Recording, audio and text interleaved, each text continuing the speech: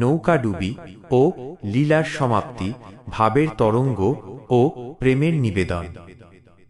এ কি ভয়ঙ্কর দশা! রাধিকা ও তার সখীদের কলহ আর নবীন মাঝিরূপী শ্রীকৃষ্ণের চতুরতা যখন তুঙ্গে, ঠিক তখনই যমুনার জল যেন রুদ্রমূর্তি ধারণ করল।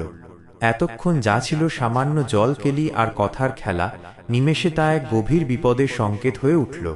আকাশ কালো করে ঘন মেঘের দল ছুটে এলো, বিদ্যুৎ চমকাতে লাগল, আর শুরু হলো বাতাসের তাণ্ডব। যমুনার শান্ত বুক উত্তাল হয়ে উঠল, ঢেউগুলো দৈত্যের মতো ফনা তুলে নৌকার ওপর আছড়ে পড়তে লাগল।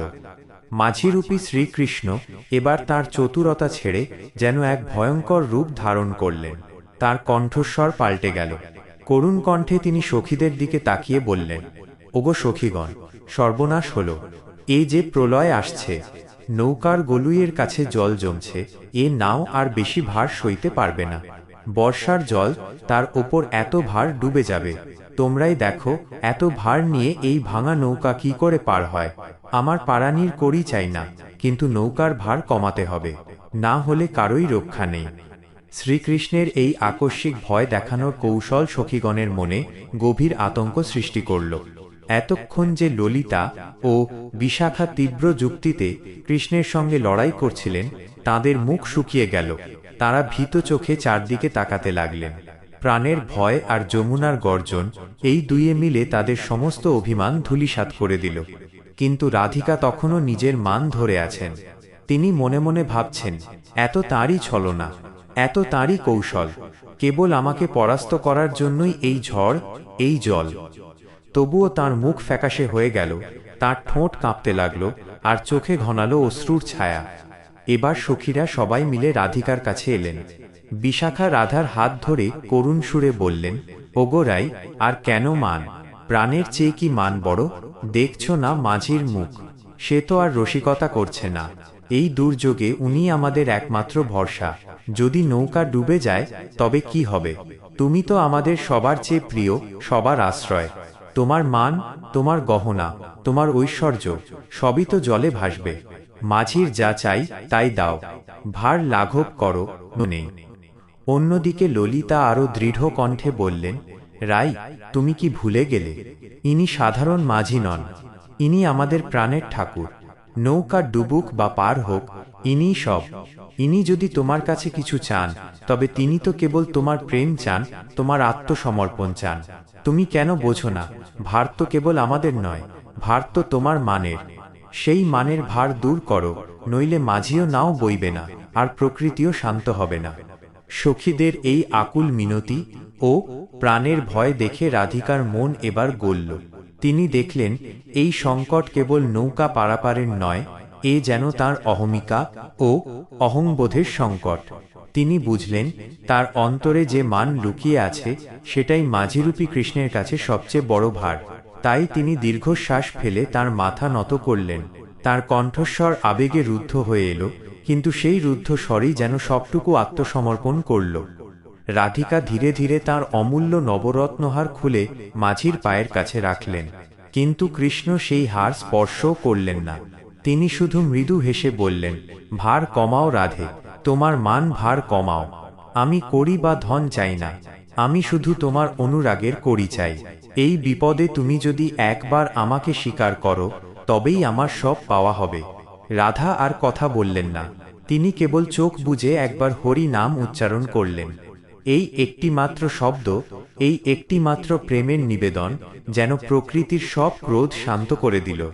মেঘ সরে গেল, বাতাস থামল, আর যমুনার জলও শান্ত হয়ে এলো। মাঝিরূপী শ্রীকৃষ্ণ এবার হাসি মুখে দাঁড়ালেন।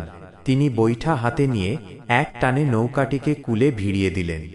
রাধিকা ও সখীরা অবাক হয়ে দেখলেন, ঘাটে ভিড়তেই মাঝির সেই ছদ্মবেশ যেন মিলিয়ে গেল। সেখানে দাঁড়ানো সেই শ্যামসুন্দর, যার মুখে লেগে আছে করুণা ও প্রেমের স্নিগ্ধ হাসি। রাধিকা এই লীলার গূঢ় অর্থ বুঝতে পারলেন। জীবনের সংকটকালে মান অভিমান নয়, কেবল শ্রীকৃষ্ণের চরণে সম্পূর্ণ আত্মনিবেদনই একমাত্র মুক্তির পথ। সেই দিন যমুনার মাঝেই রাধাকৃষ্ণের এক গভীর আধ্যাত্মিক মিলন সম্পূর্ণ হল।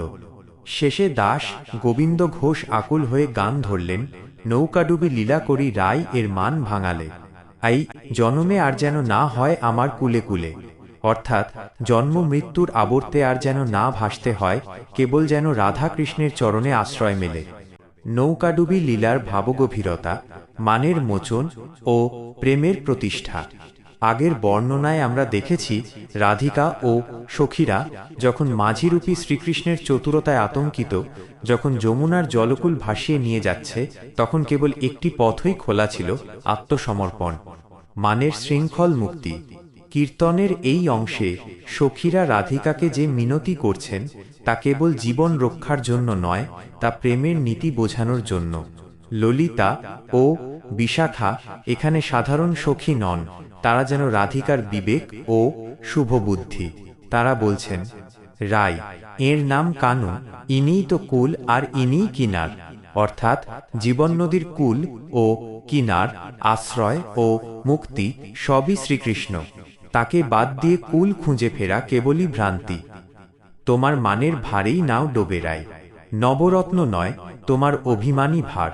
এই কথাটি কীর্তনের মূল দর্শন। জাগতিক ধন সম্পদ নয়, ভক্তের হৃদয়ের অহংকার বা মান ঈশ্বরের কাছে সবচেয়ে বড় বোঝা। যতদিন এই মান থাকে ততদিন ঈশ্বরও ধরা দেন না। রাধিকা যখন তার মূল্যবান হার খুলে দিলেন, কৃষ্ণ তা স্পর্শ করলেন না। তিনি শুধু চাইলেন রাধিকার হৃদয়ের স্বীকারোক্তি। রাধিকার নীরবতা ভেঙে যখন শুধু একটি হরি নাম উচ্চারণ হল, তখন সেই শব্দটি কেবল একটি অক্ষর সমষ্টি ছিল না, তা ছিল রাধার অহমিকা মোচন করে দেওয়া সম্পূর্ণ আত্মনিবেদন।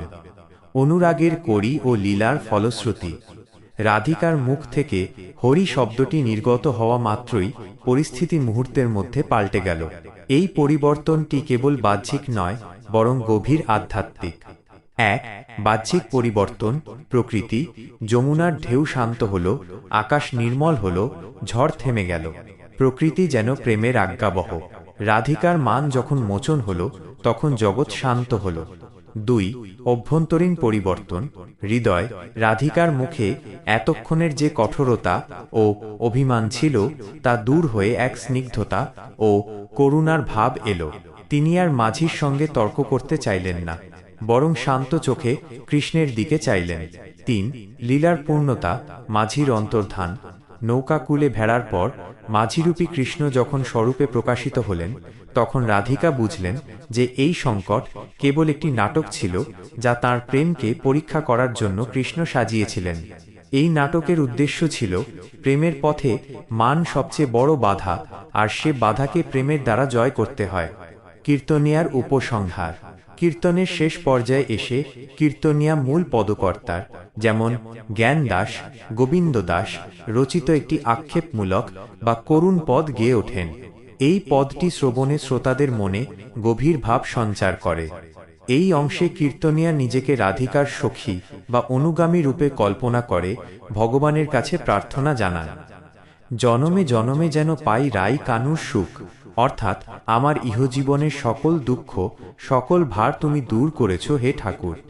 এখন কেবল এইটুকুই চাই, যেন প্রতি জন্মে আমি এই বৃন্দাবনের পথে, এই যমুনার কূলে যেন তোমাদের এই লীলা ও প্রেমলীলার অনুরাগী হয়ে থাকতে পারি, আর যেন এই সংসার সমুদ্রের ভার বহন করতে না হয়। এইভাবে নৌকা বিলাস লীলাটি কেবল একটি ঘটনা হয়ে থাকে না, বরং তা মানব জীবন ও ভক্তির একটি দার্শনিক উপদেশ হয়ে দাঁড়ায়। সংসারের এই নদী পার হতে গেলে নিজের আমিকে বিসর্জন দিয়ে কেবল ঈশ্বরের চরণে আত্মসমর্পণই একমাত্র